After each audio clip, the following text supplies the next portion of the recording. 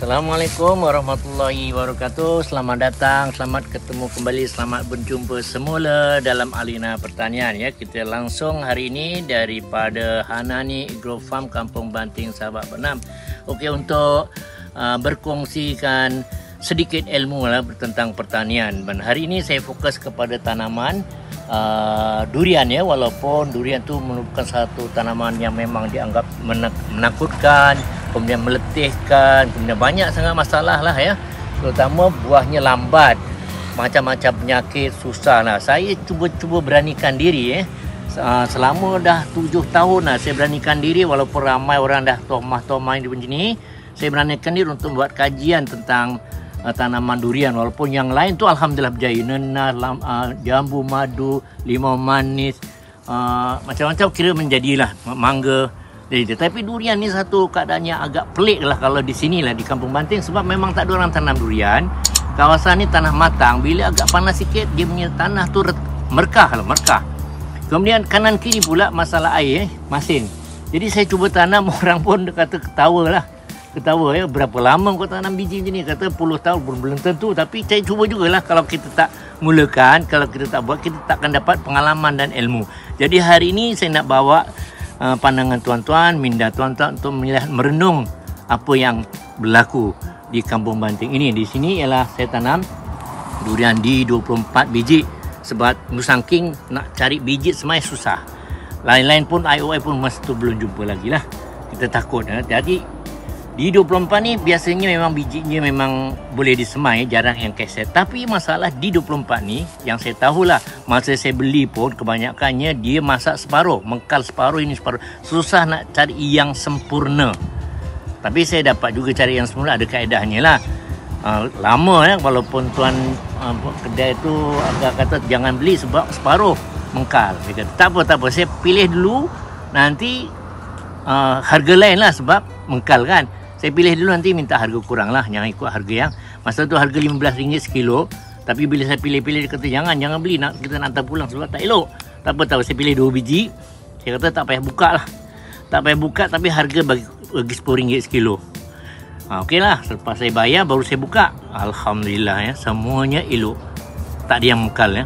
Itu kemahiran memilih durian. Jadi bijinya tu saya tanam ni lah ni. Dan saya yakin bila masalah tanam biji ni, satu, variety akan berubah. Yang kedua, tanah ni tak sesuai, kurang sesuai, bukan tempat dia. Nak tanam rambutan pun tak boleh, dia akan kering. Durian pun tak lagi. Tapi inilah, tapi saya cuma yakin bahawa dia boleh hidup. Tetapi buah tak jamin lah, buah tak jamin, dia punya kematangan pun tak jamin. Janji boleh berbuah, kita akan tukar pada variety lain yang mudah. Itu nak dapatkan pengalaman utama. Macam saya tanam anggur paling murah dulu, iaitu Isabella. Dah dapat ilmu baru kita tukar anggur yang agak baik. Itu yang penting. Nampak di sini ya. Ini kalau kita tengok ni 7 tahun ni besar ni tanam biji ya. Tapi saya bila dah tahu keadaan macam ni berlaku, dia punya isi tak boleh harap, saya kawinkan dia dengan montong. Di sini ya montong ni, montong ya. Montong nanti akan mengganti dia. Saya pinjam dia punya tapak ni. Tapak ni batang dia ialah di 24. Saya hidupkan dia bersama dengan montong. Saya cubalah, ni montong pun dah besar, walaupun tanam dekat tu dah hampir pergelangan tangan juga dia punya batangnya yang menumpang pada di 24. Jadi kita lihat hari ini saya nak berkongsi bahawa durian ni rupanya ada keunikan sikit kita nak tanam ya. Apa yang selama ni kita belajar, yang kita dapat maklumat, kebanyakannya orang kata baja ni dan sebagainya. Tapi alhamdulillah, berkat kajian saya, pemerhatian saya, bajanya macam ni, rawatan ni macam ni dan macam ni. Ni tengok ya, pertama kali berbuah, saya pun teruja lah dengan izin Allah, dia pun berbuah walaupun tak secantik mana pun. Tapi kita bersyukur sebab ini bukan kawasan durian, bukan kawasan dusun. Kawasan ni kawasan kelapa sawit, kelapa dan pisang, bukan durian. Sebab tu orang pun pelik, dia kata kau tanam durian di sini buat apa? Tapi alhamdulillah baik.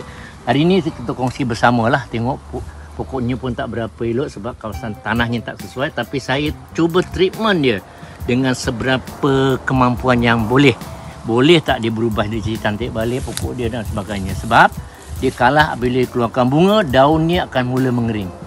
Jadi saya kaji apa masalah yang sebenar. Kalau pokok lain tak ada, pokok jambu steady, jambu madu ke, Limau tak ada, tapi durian dengan rambutan.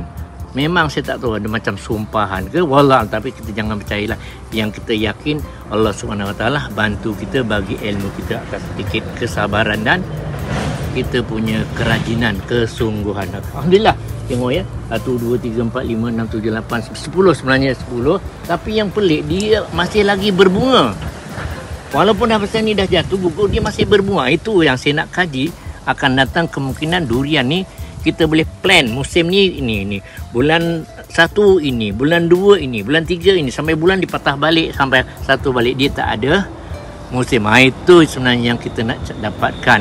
Mangga pun dah tak ada musim, longan pun tak ada musim, limau memang tak ada musim. Alhamdulillah, itulah yang kita cari dalam uji kaji ataupun kajian saya. Okey, itu bab yang penting. Saya nak cuba juga kali ini, selepas pengalaman ini, saya cuba hasilkan satu lagi kajian di mana pokok boleh berbuah dalam tempoh 3 tahun lebih sedikit saja. Dan ketinggian saya akan hadkan setinggi lebih kurang 8 atau 9 kaki saja. Dahannya purata lebih kurang dalam 8 ke 9 dahan saja. Maknanya pokoknya saya jangka besar agak-agak bawah peha. Okey, bawah peha lah. Bukan peha besar sangat. Bawah peha, lingkungan dia punya lebar daripada batang ke dahan ujung lebih kurang 6 kaki, ke sana 6 kaki. Jadi 16 kaki. Saya nak kawal akar dia, saya nak kawal ketinggian dia. Dalam tempoh 3 tahun saya cuba akan menghasilkan satu produk baru, durian cepat berbuah. Dan boleh ditanam di mana-mana, walaupun tanah ni masin. Saya akan cuba tanam dalam pot yang khas saya kaji. Mana satu bekas yang tak cas pada tanah bawah. Saya cubalah ni. Ini memang memerlukan satu semangat yang cukup tinggi ya untuk menghadapi segala masalah yang kita. Sebab itulah saya cuba bonsaikan dia sebesar tertinggi 9 kaki atau 8 kaki, batang dia sebesar bawah apa kira betis lah, betis cukup lah. Jadi lebar keluasan akar dia lebih kurang 5 kaki ke sana, lebih kurang dalam 3 kaki ke kanan, 3 kaki ke kiri. Jadi ruangan untuk 5 kaki bulatan itu mungkin mencukupi lah syaratnya. Jangan besar sangat batang dia dan jangan tinggi sangat. Baik, di sini saya nak kongsi balik lah. Ini dah mula gugur. Alhamdulillah nampak di sini. Tapi saya tak menaruh harapan sangat durian boleh challenge pada tempat durian di tanah tinggi, dekat bukit, dekat kawasan ni. Saya tak boleh lah, itu angkat tangan ya. Sebab ini bukan tempat dia. Macam mana pun durian ni isinya dipengaruhi oleh kawasan tanah dia.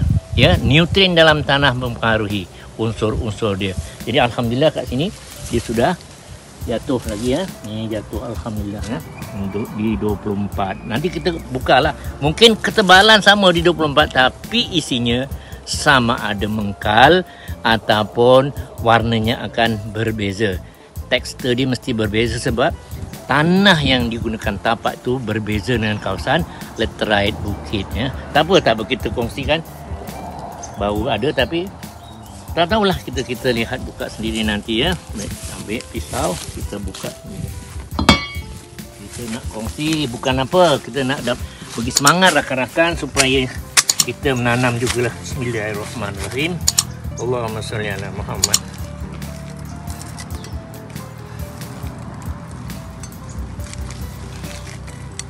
Allahu Akbar.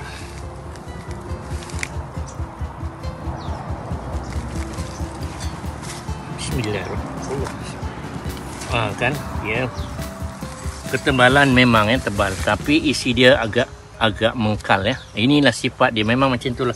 Saya dibeli dekat kedai pun amat sukar untuk mencari isi yang terbaik.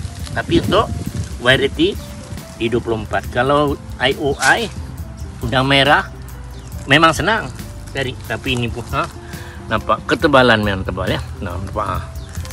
Oh, itu dia. Alhamdulillah. Jadi saya akan datang, saya tak akan buat kajian pada D24 lagi, tapi saya buat kajian montong, IOI, duri hitam dan juga apa dipanggil udang merah. Okey. Sebab itu antara variety yang yang boleh hidup dalam keadaan kecil ya. Kecil dia boleh hidup. Okey. Itu sajalah rasa perkongsian kita hari ini berkenaan dengan ilmu nanam durian. Minta maaflah kepada pakar-pakar durian lain ya. Saya yakinlah ada pakar-pakar lebih hebatlah. Saya pun belajar daripada mereka. Tak dapat menandingi mereka lah kerana itu tempat mereka ya. Kalau tempat saya ini memang sukar ya, memang sukar sebab dia punya jenis tanahnya berbeza. Tanahnya bila kena panas sikit dia merekah ya. Merekah sampai 1 inci. Bila macam ni tak ada air pula masin. Jadi kita terima sajalah seadanya ya. Kalau ditakdirkan kawasan ini sesuai saya kaji dengan montongnya, dengan duri hitamnya, dengan IOI dengan musangking lah. Kalau kita fikirkan ya, Kampung Banting boleh menghasilkan, pasti orang lain akan ikut tebang berekar-ekar kelapa untuk gantikan dengan durian. Yang terjejas ialah penduduk yang sumber hasil utama ialah pada dusun durian, maka berlaku lambakan. Jadi ada hikmahnya, sini tak berapa jadi. Sebab kalau jadi orang akan ikut, penduduk yang pendapatannya, sumber pendapatannya durian akan terjejas sebab saingan daripada Kampung Banting atau tempat-tempat lain yang mula mengorak langkah untuk ngikut jejak langkah saya. Memang ada hikmah. Kita pandang yang positif ya, positif. Gagal bukan makna kita ni, tapi mungkin ada hikmahnya. Takut nanti yang pendapatan betul-betul hasil durian daripada dusun sana, dia akan disaingi oleh kita yang macam ni, yang tak selesai pun boleh jadi, apatah lagi dia. Jadi kita ni tukar komuniti lain pun tak apa. Sawit memang jadi, kelapa memang jadi, pisang memang jadi, mangga pun jadi, durian dengan rambutan tak jadi. Tapi saya cuba juga untuk tanam lebih kurang 5 pokok, berbeza variety dalam tempoh 3 tahun lebih sikit, berbuah, dan saya tanam dalam pot ya. Pot insya-Allah walaupun risikonya tinggi, tapi saya nak buat kajian ya. Gagal atau jaya itu semua Allah yang tentukan. Yang penting kita berani cuba, berani tanggung risiko, berani gagal. Okey, itu sajalah info daripada kami pagi-pagi ini daripada Hanani Agrofarm. Semoga kita dapat berjumpa lagi. InsyaAllah. Assalamualaikum warahmatullahi wabarakatuh.